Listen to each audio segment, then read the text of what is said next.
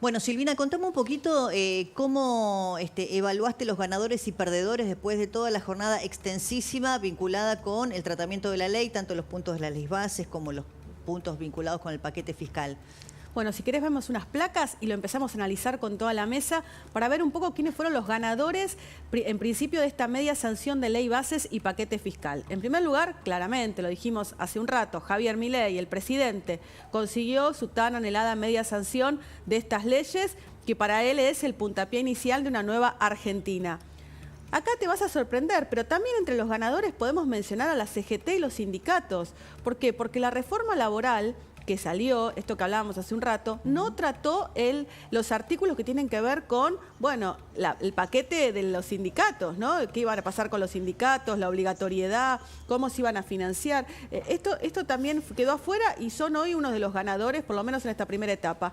Y después el tema de los contribuyentes de bienes personales, acá me va a decir también el tema de cómo quedaron con estos beneficios aquellos que son cumplidores. ¿Quiénes están dentro de los perdedores? Bueno, hablábamos recién, Pablo Otero, el empresario, el señor del tabaco, como lo mencionan, porque se logró cambiar este punto y se incorporaron lo que tiene que ver con impuestos al tabaco que hasta ahora no se venían pagando. El kirchnerismo, porque intentó durante toda la jornada de hoy y la de ayer frenar esta ley, no lo logró por lo menos en diputados, esperemos que no suceda en Senado. Y por último, menciona a Juan Grabois por este punto la eliminación de los fondos fiduciarios. Este también es muy importante. A ver, se aprobó lo que tiene que ver con que el Estado puede eliminar, modificar, el Poder Ejecutivo, eliminar, modificar, suprimir, lo que tiene que ver con los fondos fiduciarios que se han convertido en una gran caja política sin transparencia, sin control. Las provincias lo único que lograron incorporar fue un artículo que dice, en caso de que este fondo, bueno, esté nutrido con fondos provinciales, pueden volver a ser coparticipables. Si pertenecen al Tesoro Nacional, volverían al Tesoro Nacional. Entonces, aquellos que se venían beneficiando con estos fondos, hoy están dentro de los perdedores. Igual le agrego acá lo de Juan Grabois, un claroscuro, porque ahí tuvo un triunfo parcial cuando, a raíz de la intervención de un diputado que le responde, que es Itay Hackman, se logró una ventana, un paréntesis de 90 días respecto del monotributo social. Hubo dos momentos hoy, porque claro, se ha aprendido, ¿no? Respecto de la técnica parlamentaria, del trabajo que ha hecho Martín Menem en la presidencia de la Cámara. No hubo cuartos intermedios, ¿no? Se votaba derecho. Ahora, hubo dos momentos en los que se necesitaron algunos minutos para terminar de pulir algunas cuestiones. Uno fue el pedido de Itay Hackman para que el monotributo social por lo menos tenga esta ventana de 90 días hasta tanto se resuelva.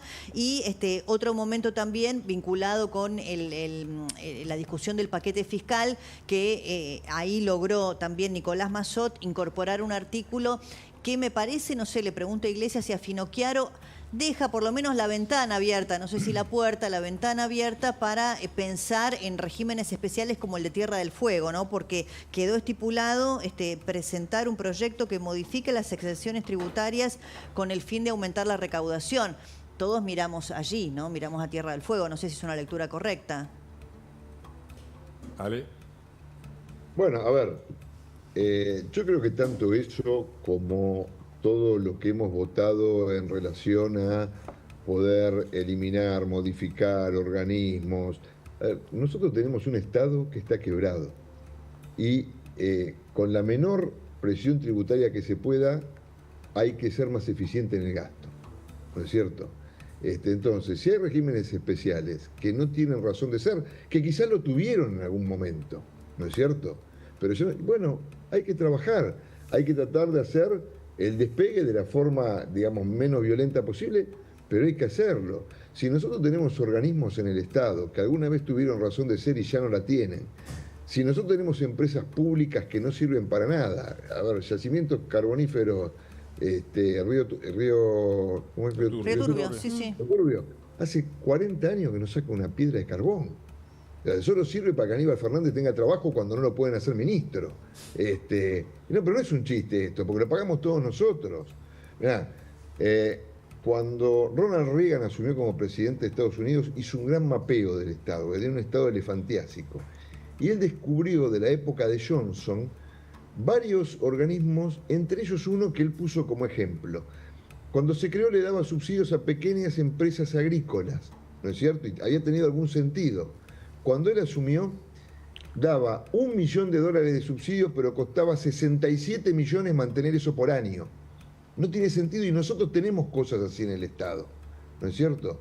Entonces, claramente nosotros tenemos que avanzar en un Estado que sea eficiente. ¿Qué es un Estado eficiente? Un Estado eficiente es el que provee defensa, el que provee justicia, el que provee seguridad interior, concurrentemente con la actividad privada, educación, salud, y que se encarga de tener algún organismo de asistencia social para que vuelvan, ¿sí?, digamos, a la pelea aquellos que se han caído del ring. Pero ese es un Estado. El Estado no se tiene que encargar de muchas más cosas. El Estado no tiene que ser empresario. Yo no tengo ningún orgullo de tener aerolíneas argentinas cuando a 20 minutos de donde está la Nación Más, vos tenés chicos en condiciones de pobreza del África subsahariana. Sí, igual esto es un cambio de época, ¿no? Porque Mauricio Macri tuvo que bajar esa bandera, digamos, hasta en el debate presidencial, cuando obtuvo después la presidencia en 2015, era mala palabra. Ahora voy con una información urgente, pero antes te quiero preguntar, Damián, porque el gobierno también está buscando resultados en materia económica, básicamente índice de inflación a la baja. ¿Se postergó tanto los aumentos de algunos de los servicios como el gas y la luz? Lo mismo está pasando ahora con las naftas que iban a aumentar vía un aumento impositivo en la medianoche. Todo eso se pateó un poquito para adelante. Sí, porque de hecho lo que te pasaba en abril, que es los aumentos de los regulados, la corrección de los precios relativos a la economía, son los que en definitiva terminan generando que la inflación o la presión sobre los ingresos de los argentinos sea mayor ahora en servicios que en bienes. El gran dato es que el gobierno trata de aplazarlo para que efectivamente se iban a indexar. Todas las tarifas de servicios públicos se iban a indexar automáticamente. Bueno, va a posponer esto. La inflación en el mes de abril, consumo masivo, alimentos nos da 3%. 3%. En el caso de bebidas nos da 5%. Y cuando medimos la cartera de consumo masivo, que es alimentos, bebidas, artículos limpieza y cuidado personal, el 31% de los productos que medimos tuvieron baja de precio. Efectivamente esto, la contracara, también hay que decirlo, el consumo masivo está cayendo en abril un 6%, la pérdida de poder adquisitivo del ingreso de los argentinos es importante, hubo desde el punto de vista del micro, el punto de vista macro, una contracción monetaria muy fuerte y hay un ancla que es el tipo de cambio, ¿no? Se logró estabilizar el tipo de cambio.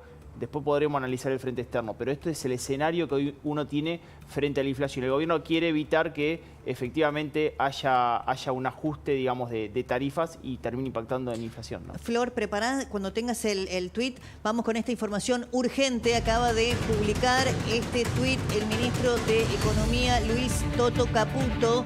Dice lo siguiente: el jueves vamos a aclarar la fórmula si no quedan dudas y vamos a abrir un canal para denuncias para las facturas que no se condicen con lo reglamentado y lo acordado. Además, se aplicará una multa, un porcentaje de la facturación anual muy grande en caso de incumplimiento. ¿Con qué tiene que ver esto? Si bajamos un poquito el tuit, con las prepagas. Las prepagas no cumplieron y es una respuesta del ministro Caputo al incumplimiento, porque las facturas que están llegando en muchos casos de medicina prepaga de aquellas empresas que estaban alcanzadas por la idea de retrotraer el precio de los servicios, bueno, no está sucediendo, así que esto acaba de publicar el ministro Caputo en relación con este tema. Ahí te pregunto, Lucas, bueno, el gobierno tiene que empezar a mostrar también resultados de gestión, ¿no? Sí. Más allá de la gobernabilidad que le dio hoy el Congreso, ¿no?, respecto de la sostenibilidad de su plan. Sí, yo ya digo que el gobierno le habla a dos audiencias, a una que naturalmente le tiene que hablar, que son los mercados, a los que les muestra un indicador en particular, que es el déficit fiscal o el superávit, que en todo caso viene consiguiendo, la reducción del déficit. Tal es así que cuando Caputo presentó el programa económico ya el 12 de diciembre, él dijo, el ancla de este programa es el fiscal. y en ese sentido está trabajando en demostrar al mercado que hay un convencimiento y una determinación para ir al equilibrio fiscal. Ahora, a la gente no se la convence con el equilibrio fiscal. La gente no llega a la casa y mira la situación fiscal del Estado o el orden macroeconómico. Si bien hubo un aprendizaje, ¿no? También respecto del seguro, cambio de época, de seguro, que esto de gastar más de pero lo que... el indicador más sensible a la interpretación que pueda tener la gente respecto de que el programa económico está funcionando es la inflación. Y en esto Damián lo tiene muy en claro. El hecho de que el gobierno le haya demostrado a la gente que la inflación está bajando por encima de la expectativa, que es lo que ha sucedido en los primeros 3 meses del año, estuvo por debajo de lo que el mercado pensaba que iba a estar la inflación. Esto creo que es lo que está explicando en buena medida la mejora en las expectativas sobre el futuro. En nuestro caso tenemos en abril el registro, el nivel de optimismo sobre el futuro del país de acá a un año más alto de los últimos 8 años. Y yo creo que en buena medida el efecto de la inflación está siendo muy potente. No nos olvidemos que del 6 de enero del 2002 para acá la inflación en Argentina no paró de crecer. Si alguien resuelve este problema, va a encontrar un capital de oro político inmenso para capitalizar frente a la opinión pública. Bueno, hablando de tweets, están muy activos a esta hora en sus cuentas de ex. Recién veíamos lo del ministro Caputo. Ahora estamos viendo lo que acaba de publicar el presidente Milei en su cuenta de Instagram. Es un poco la fotografía que recién nosotros mostrábamos de lo que eran los palcos de la tarde de hoy. Los dos protagonistas excluyentes, Karina Milei y el ministro de Interior, Guillermo Flancos, que no terminó su tarea porque ha tenido un éxito parcial. Ahora tendrá que seguir dialogando y mucho con los gobernadores para ir al Senado. ¿Y qué escribió el presidente Milei? La foto del día: arquitectura liberal del siglo XXI, viva la libertad carajo, con la fotografía de ambos. Fernando, si tuvieras que pensar hoy un poco en todo lo que vimos, estuvimos, bueno, viendo algunos discursos que la verdad daban vergüenza ajena, no solamente por el contenido ideológico, sino por el nivel de agravios, ¿no? Pienso no sé, en Tailade, hablando de la ley pasta base, bueno, en fin. Y de todo esta... un fallido, ¿no? Sí, ¿no? ¿Por qué? A ver. Y no sé, Freud, ahí, ¿no? El inconsciente revelado. Sí, bueno, y lo digo porque hay una mirada respecto del Senado que es un gran signo de interrogación, ¿no? Es cierto que después de la elección de medio término 2021, el peronismo perdió la mayoría, ¿no? Los 37, pero bueno, están cerca, tienen 33. Pero ahí hay otro, sí. hay otro tema que me parece que era lo más patético de la sesión, más allá de los tonos y los modos, el contenido. Si vos escuchabas el discurso de todo, Unión por la Patria, de todo el peronismo, y no hacían más que reiterar lo terrible que era esto, porque nos sacaba y había que volver a lo que se había hecho. Pero lo que se había hecho, la gente tuvo 20 años de experimentos con lo que se hizo, vio los resultados, en un momento en que todos los países de Latinoamérica mejoraron, porque no es que hay un problema inflacionario en toda Sudamérica como había en un momento y era una cosa difícil de manejar. Acá la que tiene inflación es única y exclusivamente la Argentina, la más alta del mundo. Único país de la región que no creció.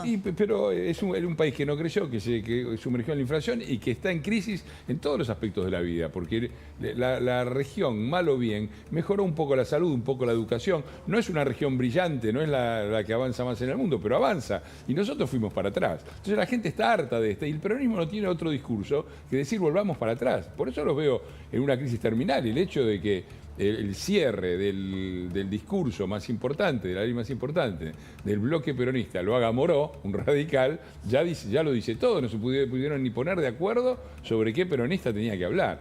Y el éxito de la inflación es decisivo, porque la gente recuerda, y hay memoria. No hay más que hablar con los abuelos, con los padres, con todo. Todos los episodios de crecimiento de la pobreza en la Argentina nunca fueron producto de un ajuste comandado desde el Estado, del famoso y tan temido ajuste neoliberal. Los grandes crecimientos de la pobreza en la Argentina han sido producto de lo contrario, de que se ha gastado más de lo que se podía, no ha habido ningún tipo de ajuste, ha habido déficit fiscal y eso ha terminado en grandes episodios inflacionarios que han sido el Rodrigazo, la caída de la tablita de Martínez de Oz, que terminó también con el mismo problema de la inflación, la hiperinflación de Alfonsín, la hiperinflación de Menem, que nadie se acuerda, pero Menem también tuvo una, y la inflación de 42% de Duhalde, con ajuste de salario de jubilación del 2%. Le sacaron 40 puntos a los salarios de jubilaciones en un año con Duhalde. Entonces, la gente se acuerda de eso. y ha sufrido el episodio inflacionario que ha protagonizado el gobierno anterior, que ha impreso. Está estrictamente vinculado con los niveles de crecimiento de la pobreza, cada punto de inflación. Esto así impacta en los sectores más vulnerables. Esa es una bala que les entra directamente, porque se llenan la boca hablando de la pobreza y no pueden explicar cómo. El sistema económico que hicieron ustedes, que hicieron en su momento, de manera completamente irracional, lejos de aprovechar un excelente momento que tuvo la Argentina con el boom de los commodities, que los demás países aprovecharon, lo único que generó es inflación, inflación, inflación. Y Milei lo tiene absolutamente clara y lo dice. Es cierto que la gente no mira el déficit fiscal y se queda tranquila con eso, pero ha entendido una cosa en una frase que a mí me parece magistral, que es: no hay plata.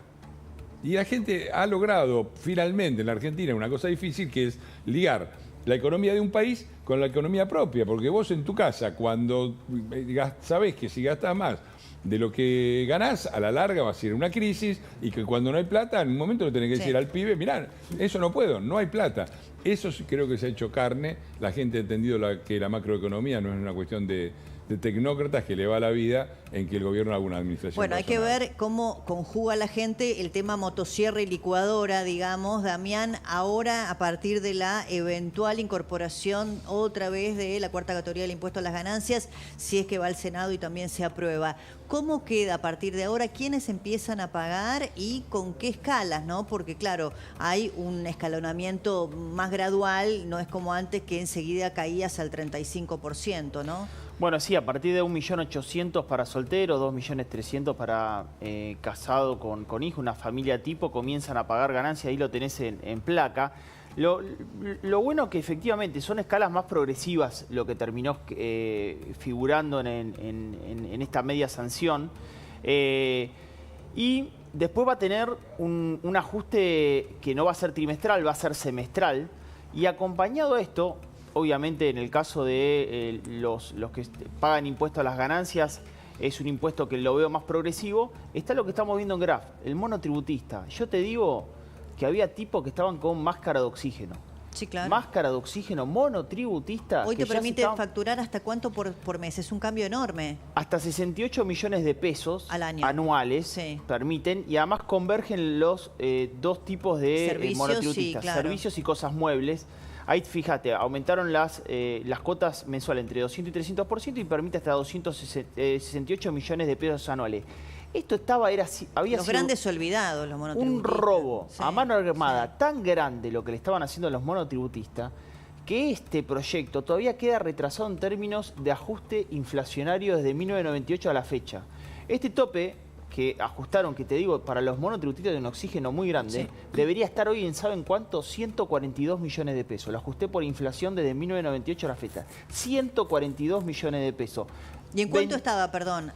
Estaba ¿En cuánto está hoy? Porque esto claro, sí es que sí, se aprueba. ¿En cuánto Claro. está hoy? Está en 11.976.000 pesos para servicio y 16.976.000 pesos para cosas Para muebles. 11 millones y tanto para servicios al año. Exactamente. Eso te da, exactamente. es ridículo. Absolutamente. De hecho, Sí, lo que te está pasando es que prestadores de la salud ya no querían atender a pacientes. Te está pasando que un tipo que me llevaba a mí en una app móvil de un auto me decían: no estoy saliendo a laburar más horas porque estoy facturando más y me voy a pasar responsable y cripto. Esto era una Además, vergüenza. obliga a buscar todo tipo de artilugios para evadir, ¿no? O sea, realmente. Totalmente. Bueno, esperemos que salga, porque hoy la verdad que sea casi un poco menos de 12 millones al año para monotributistas es absurdo y ridículo realmente. Ahí Una estamos cuestión viendo, algo sí. interesante sobre el monotributo, que también estuvieron bien ahí los diputados, es que le permite a aquel que se haya pasado del régimen volver a ser monotributista. O sea, que haya superado ese límite de enero de 2024. Hasta ahora puede volver al régimen simplificado. Eso me parece que también es muy bueno para que aquellos que se hayan saltado... Y hay algo que tienen que solucionar, Fernando, en el Congreso, que es lo que autónomos tengan que estar 3 años. Eso es una condena tributaria, que el tipo ahora que factura 30 millones de pesos tenga que ser autónomo y el que facture 68 pueda ser monotributista. Es una equidad. Miren, le estoy dando letra para que manden un proyecto al Congreso. Eso es una condena tributaria al autónomo enorme. No, Bueno, está para hacer seguro, alguna completamente de corrección. acuerdo, y los autónomos han sido históricamente perjudicados. Yo recuerdo, mi viejo siempre laburó, siempre estuvo en el régimen de autónomos, pagaba una fortuna y cuando se jubiló la mínima, ¿no? Así Sí, que está muy sí. claro que eso es algo que hay que mejorar. Hay que, digamos, esto es una pequeña, son pequeños retoques que permiten ir arrancando y que eran absolutamente necesarios y que buscar hacer una reforma más profunda implicaba tomar muchísimo más tiempo. Ahora salimos y vamos a tener que reestructurar porque el sistema impositivo argentino no cumple con ninguna, es regresivo, es decir, afecta sobre todo a los más pobres y a la clase media, no cumple con sus objetivos desde el punto de vista recaudatorio, tiene una altísima evasión y es absolutamente complicado. O sea, te pone en una situación donde necesariamente tenés que tener un contador y perder muchísimo tiempo. Bueno, así que de todos los desastres los tenemos todos y por supuesto hay que hacer una reforma más profunda. Lucas, para cerrar te pido, bueno, una mirada y sobre todo proyectando hacia el Senado. Esto que pasó en diputados, bueno, holgado, ¿no? Con 142 votos a favor, ¿genera cierta, bueno, presión para que los senadores actúen en consecuencia o no necesariamente? Bueno, yo creo que a los senadores les va a aplicar el mismo condicionante que les aplicó a los diputados. Esta necesidad esta demanda de la opinión pública de que se le den herramientas al gobierno. Pero quiero mencionar algo que mencionaste vos al comienzo y me parece muy importante. Hay un escenario de fragmentación política y eso pudiera ser visto como una complicación, porque no alcanza con dialogar con uno, hay que lograr acuerdos múltiples. Pero hay una ventana de oportunidad que creo que está aprovechando el gobierno, que es que en este primer año de gestión habitualmente lo que ocurre es que se conforma lo que yo llamo el partido de los que gobiernan. Los que tienen responsabilidad de gobernar y de atender gestiones y de resolverle los problemas a la gente. Y esta escisión que se vio en la Cámara de Diputados de algunos diputados del peronismo que acompañaron algunas medidas tiene que ver con eso. Son diputados que responden a gobernadores que están ejerciendo sus gobiernos. Que tienen Entonces, sus propios intereses. en el Senado creo que el presidente puede encontrar esa predisposición de gobernadores que tienen la misma responsabilidad de gobierno que el presidente. Gracias, Lucas. No, por favor. Bueno, no sé si van a dormir y si tienen que seguir haciendo medios, pero les agradezco muchísimo tanto al diputado Iglesias como al diputado Finocchiaro, después de tantas horas de trabajo. Gracias por haber Gracias venido. por la invitación. Muy amables, Muchas muy gracias, amables.